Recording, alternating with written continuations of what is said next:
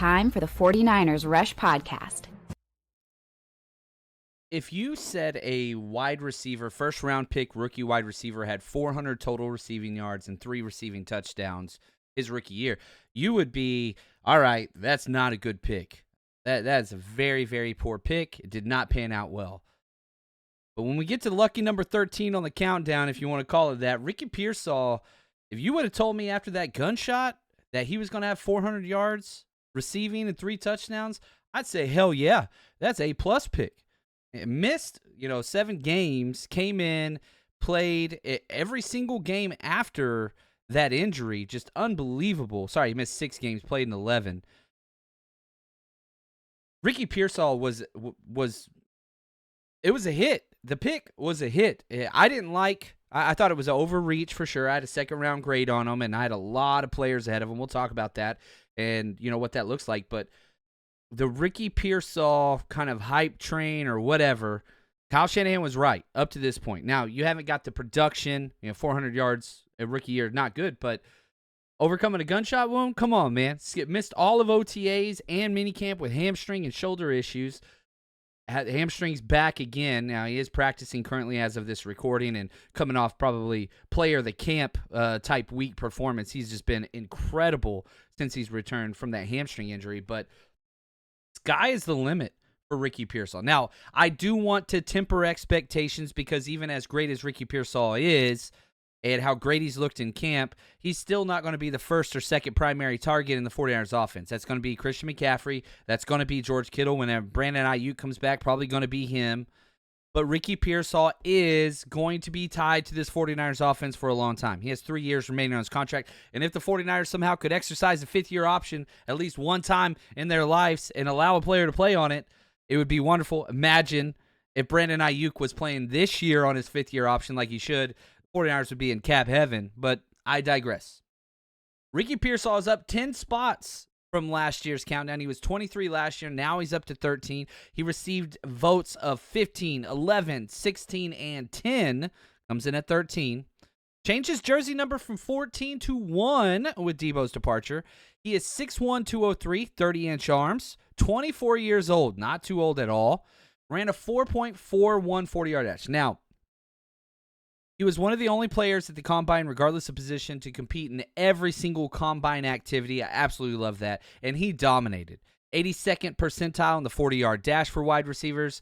The only wide receiver to have a sub 6.7 3-cone. Change of direction is probably his best skill set.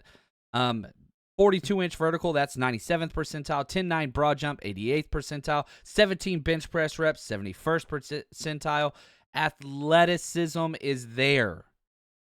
Now, the funny thing is, you put in all of his measurables into mock draftable, the comps are Nate Burleson and Marvin Mims. Like, it's a little like, not a lot of elite success for guys with this body type and build, but the best football is ahead of Ricky Pearsall, and he's paired up with a perfect quarterback to meet his needs in Brock Purdy. Like, it is an absolute perfect pairing.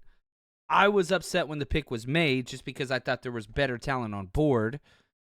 But Ricky Pearsall was a hit. Last year's almost entire draft was a hit. You got 4 starters. Home runs across the board.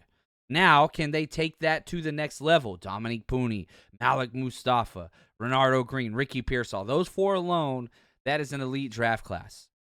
Now, he was raised in Chandler, Arizona, played at Corona del Sol High School, went to college at Arizona State, then transferred to the Florida Gators. And he was a quarterback in high school and played against Brock Purdy, which is hilarious. He said, quote, I think Brock Purdy put up 70 on our team, end quote. Wasn't a part of a lot of really quality high school football teams, Ricky Pearsall, but was coached by his dad, which you got to love. And his dad was the captain of the Phoenix Fire Department. Unbelievable. Mom, Erin, played volleyball at Northern Arizona. So you're talking about, quality, pedigree, character, all those things, work ethic, and Ricky Pearsall has that. And it's interesting, not only were the 49ers high on him, the Giants, they did the Hard Knocks offseason, whatever, and you got to see their big board and how they valued players and how they tagged their players. They had Ricky Pearsall in a blue category, which means all-around good leader, teammate, and person. Love that. Malik Mustafa was tagged blue as well on that same chart. So it's not only the 49ers that saw him as this very clean evaluation on and off the field. That's what he is. Nickname Slick Rick. That's pretty cool. And, it was a quarterback in high school as a slot option guy. In one game, 6A Arizona, he set the record with 342 receiving yards, 14 catches, 5 touchdowns. One game.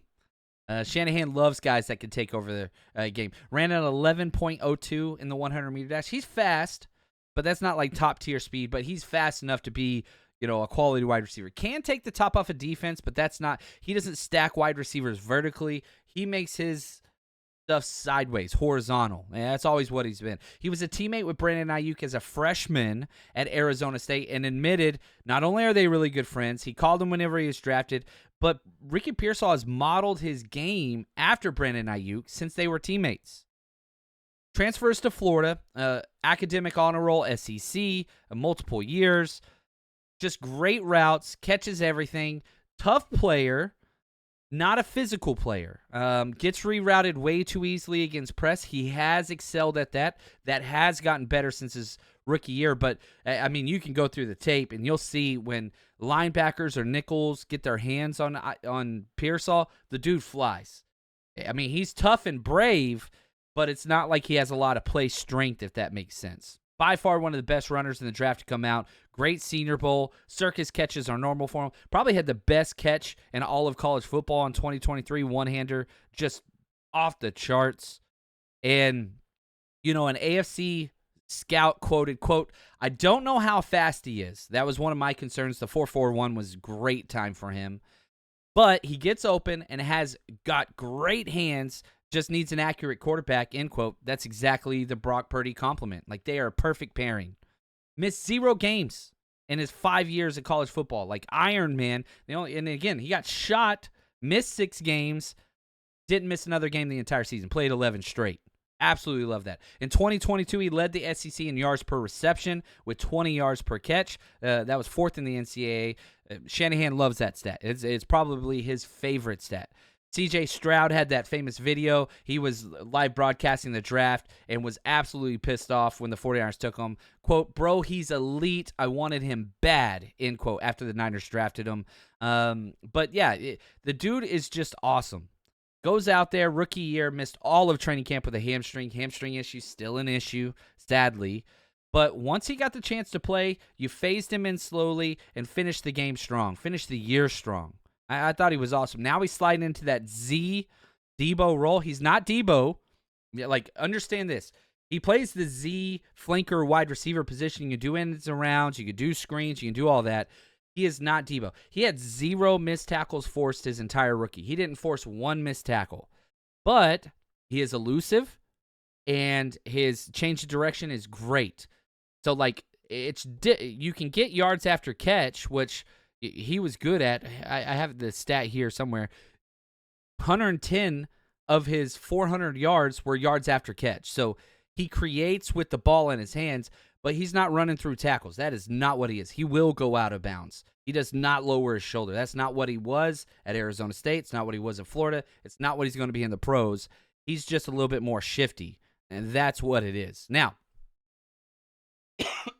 if we get to just kind of the draft, the 49ers select him at the end of the first round. Everybody was shocked. I had a late second-round grade on him, and he was a part of 4 consecutive wide receivers that were drafted. He was the first one. So at pick 31, you had Pearsall, and these are their season totals. I think these players will always kind of be measured against each other. Pearsall, pick 31, 400 yards, 3 touchdowns. Xavier Legette was picked 32 to the Panthers, 497 yards, 3 touchdowns. He by far is the most underperforming of these 4. Keon Coleman picked 33, 556 yards, 4 touchdowns. And then Ladd McConkey picked 34. That was the home run pick, and I had Ladd rated higher than Pearsall. I think that's been justified. 1,149 yards, 7 touchdowns, and he had a 200-yard playoff game as well that's not included in that. So, like, if you had to restack everything that you know now, I would go Ladd McConkey 1. I would go Pearsall 2, Keon Coleman 3, Xavier Legette 4. I don't know what good that does, but can he step up into that Ladd McConkey role? We'll see. We'll see. Now, All that to say this, Ricky has proven he was worth the 31st overall pick. And so far through camp, he's been great. Absolutely great whenever he practices. Now, I wanted to trade back. I think a lot of people wanted to trade back. And usually the conversation is, well, yeah, you want to trade back, but you have to have a partner. Well, guess what? There was. Because the very next pick, the Carolina Panthers traded up. So you could have traded back. And my best available at that time, Zach Frazier, already looking like a Pro Bowl center. Jackson Powers-Jackson, he can play center guard. Johnny Newton, Cooper DeJean, Chris Jenkins, Mike Sanders still, Lad McCoy. That was I went back and looked at my big board. Those were the guys that I had. Take that for whatever you will. Finished the year, Ricky Pearsall, 31 catches, 400 yards, 12.9 yards per carry, little low.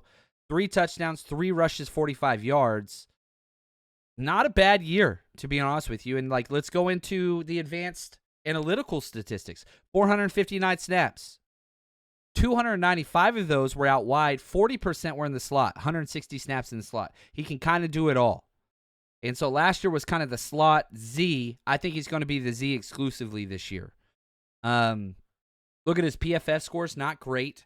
63.9 overall. 64.1 receiving, 62.2 run block, 2 penalties. Not elite by any stretch, but you see that it can be there. 110 yards after contact. His average depth of target, 11.3. 1 drop. 5 out of 9 contested catches. That's awesome. 0 missed tackles forced. 3 interceptions when targeted. And 93 passer rating when targeted. Not great, not bad. But you see the potential. You see what it can be. He's been pretty much uncoverable by anybody not named Upton Stout in 49ers training camp so far. Signed a 4-year, $12.5 million deal. He's already collected 6.7, so right at half of that. Rookie contracts are usually, guaranteed. And again, he has that 5th-year option. So the 49ers have Ricky Pearsall locked up for 3 years minimum, possible 4 more. God, use that 5th-year option. Please use that 5th-year option. Now, using AI and my own kind of adjustments, I projected the stats. I used a couple AI sources. What are the stat projections for Ricky Pearsall in 2025? 70 receptions on 105 targets, 975 yards, and 7 touchdowns. Now, I know somebody is going to be like, man, those numbers are crazy low. That would be right on par with Ayuk's 3rd season in the NFL. Remember, CMC and Kittle are going to be the 1st and 2nd target, and when Ayuk comes back, probably Ayuk 3rd. And it's a run-heavy offense. I would be so happy if you told me, Ricky Pearsall had 70 catches, 975 yards, and 7 touchdowns. I'd be psyched. I would be pumped. So let's see what, Slick Rick can do in his sophomore year. Hopefully the injuries are finished. Again, has not missed a game in the pro outside of that gunshot wound. Played through shoulder, played through hamstrings. He's tough as hell. Stay healthy. Keep those hamstrings good. And, man, how great would it be if he turned into the number 1 target for Brock Purdy? Having that matchup for years to come, sign me up. Let's get it done, Ricky Pearsall. Stay healthy. It's such a fan favorite and so fun to watch in practice. Josh, thanks for writing this episode. And for us in the 49ers Rush team, we're just going to keep counting them down.